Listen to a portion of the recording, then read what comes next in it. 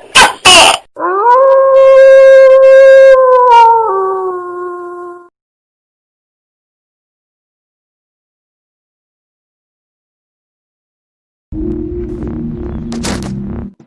apa kabar Bre? Bagaimana kabarnya hari ini? Sehat? Sebelumnya mari kita berdoa semoga hari ini dan seterusnya kita diberi perlindungan dari segala mara bahaya. Dan yang paling penting dibukakan jalan rezekinya. Amin. Kembali lagi bersama saya Liliput yang akan membahas berbagai misteri dan kekoloran di dunia ini. Dengan bermodalkan niat dan rasa percaya diri, dan yang terpenting wifi tetangga, saya akan mencoba berkarya dalam kanal YouTube. Siapa tahu dapat AdSense seperti orang lain. Amin. Oke Bre, langsung aja kita ke sinopsis cerita alur perkoloran ya. Film ini menceritakan kisah perjalanan suami istri asal Amerika yang berhoneymoon ke salah satu pulau di Thailand. Namun semuanya berubah saat negara api menyerang. Bukan itu maksudnya Bre.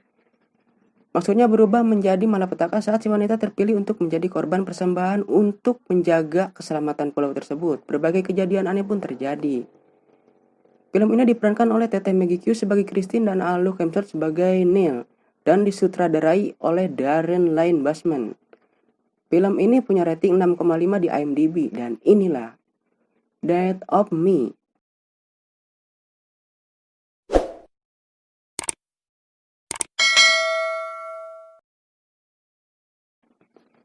Oke, di scene pertama. Di sini kita akan lihat seorang wanita yang baru bangun tidur namun raut wajahnya kebingungan sambil memegang kalung. Entah memikirkan hutang atau cicilan bank emok yang harus wajib ada tiap minggu karena kalau sampai gak ada akan dimarahi ibu-ibu. Anjir, ngawur banget ya.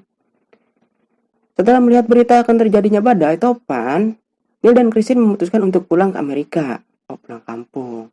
Namun terjadi beberapa masalah hingga mereka memutuskan menunda kepulangannya. Salah satunya dari si supir taksi yang dengan sengaja membawa mereka berputar-putar hanya untuk mengulur waktu supaya mereka tertinggal oleh kapal yang akan mereka tumpangi. Tak hanya itu saja, tas mereka yang berisi password, dompet, gincu, airliner pun pelicin, segala rupa hilang. Entah kemana. Engap saya. Tapi anehnya setiap orang yang dijumpai Christine dan Neil sangat bertingkah aneh. Seperti sedang menyembunyikan sesuatu. Oke, di scene kedua. Karena ulah sopir taksi, mereka gagal pulang karena tertinggal kapal. Kampret emang tuh orang. Setibanya mereka di villa tempat mereka memadu kasih, Neil iseng-iseng berhadiah mencoba membuka isi rekaman kegiatan mereka pas malam tadi.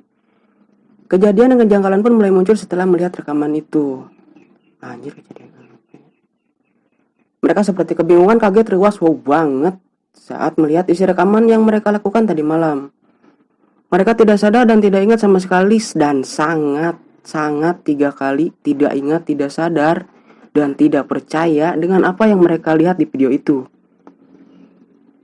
Tapi bukan video 19 detik ya Bre, yang lagi viral sekarang. Saya juga belum punya, penasaran, saya pengen lihat. Masalah pun terjadi sesaat mereka meminum minuman yang ditawarkan si pelayan itu. Bukan hanya itu saja, pelayan itu juga memberikan kalung sebagai hadiah. Mungkin kalung yang dipakai Christine pas adegan ngelamun di scene awal ya.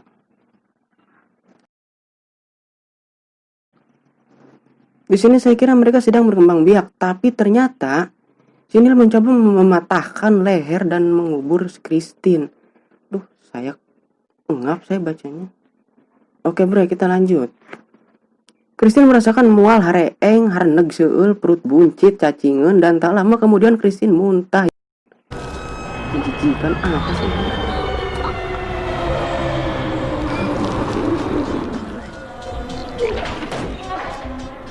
Oke lanjut di sini ketiga. Mana lagi? Christine dan Neil pergi ke kantor dan menceritakan semuanya. Tapi si dokter hanya bilang kalau Christine hanya berhalusinasi.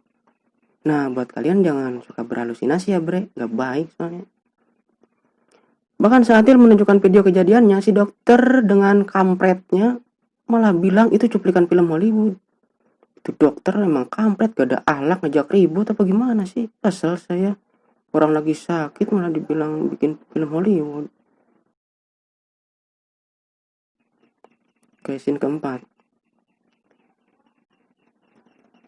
Tapi saya masih kesal sama si dokter yang Tapi nggak baik juga dendam. Lagian ngapain? Next plot.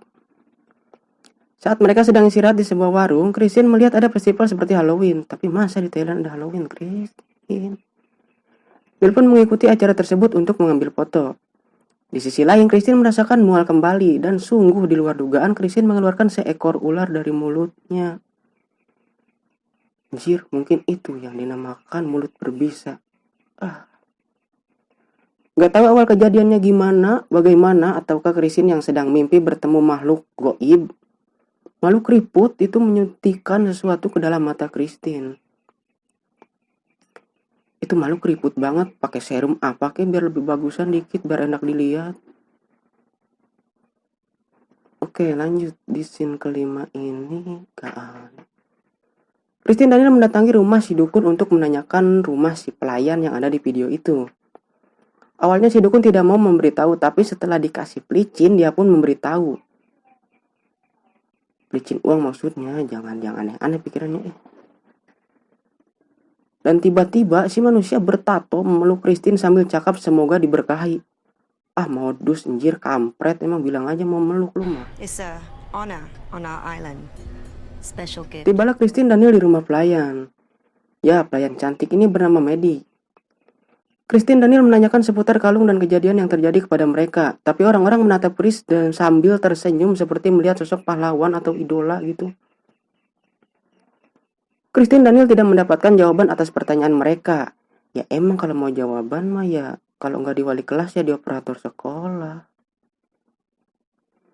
Sampai sini saya dibuat penasaran sama alurnya. Scene ke-6. Oke, lanjut. Saat Christine sedang mencari sinyal untuk menelpon, tiba-tiba dari ponsel muncul rekaman yang berisi rekamannya. Rekaman apa itu? Penasaran sih. Entah apa yang dibisikkan si nelayan, tiba-tiba si Nil merobek perutnya dan menarik ususnya, serem, ngilu. Lagian gak ada kerjaan, perut dirobek.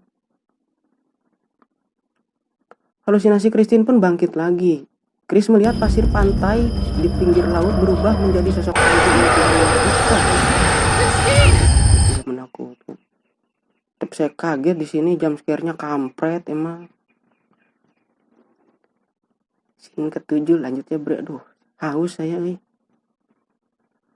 Halunya Christine pun berlanjut, dan apa itu yang dimasukkan ke gua?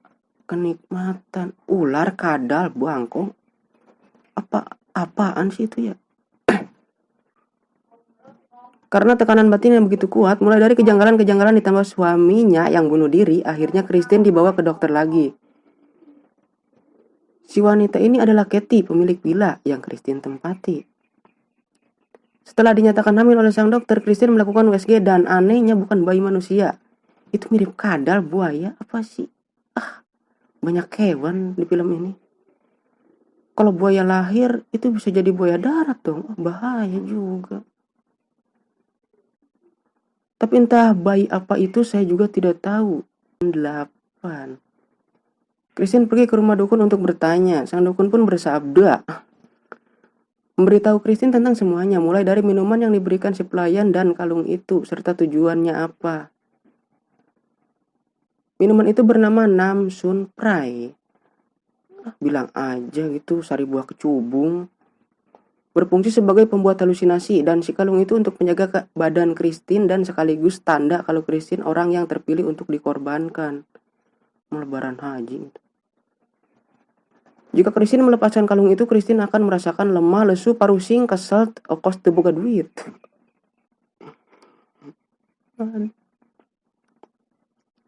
Oke, lanjut. Tujuan mereka memberikan itu semua untuk menumbalkan Chris dengan tujuan mencegah bencana badai supaya tidak meluluhlantahkan pulau itu. Kenapa gak kambing aja sih? Ayam, cemani, mantan gitu. Mantan kan juga manusia. Oke, lanjut. Di scene yang ke-9 ini, Christine dijemput sama Katie untuk pulang, tapi ternyata Katie adalah salah satu dari mereka yang akan menumbalkan Christine. Berbekal bedil yang diambil dari rumah si dukun, Chris menjedor kepala Katie. Mampus, lu kampret sih. Muka 2, berbisa lagi. Saat sedang kabur, Christine tertangkap warga. Larinya ke hutan, kenapa gak pesan Grab gitu biar aman, cepet, praktis lagi. Kampret emang lu juga. Terus dibawa ke tempat pemujaan untuk melakukan penumbalan. Pasti dia gak jadi nih penumbalannya, biasanya kan ending-ending film kayak gitu. Tapi gak tahu sih, saya belum nonton soalnya. Setelah kejadian ini itu dan sekarang lah waktunya saya bilang tamat dong. Ya kesimpulannya ya gitu aja sih, nggak ada, simpulin aja lah masing-masing. Cuma untuk alur ceritanya dibuat sangat menarik, soalnya dibikin maju mundur, kampret. Ya sekian dari saya, jika suka channel ini silahkan di subrek, like, comment, and share. Agar channel ini semakin berkembang biak. Oke, terima kasih, bye-bye. Muah. Saya kirimkan salam kepada idola saya Kakek Sugiono dan Tete Mia Khalifa. Semoga mereka terus berkarya karena karya mereka sangat bisa mempersatukan bangsa yang terpecah belah ini. Bye bye, salam.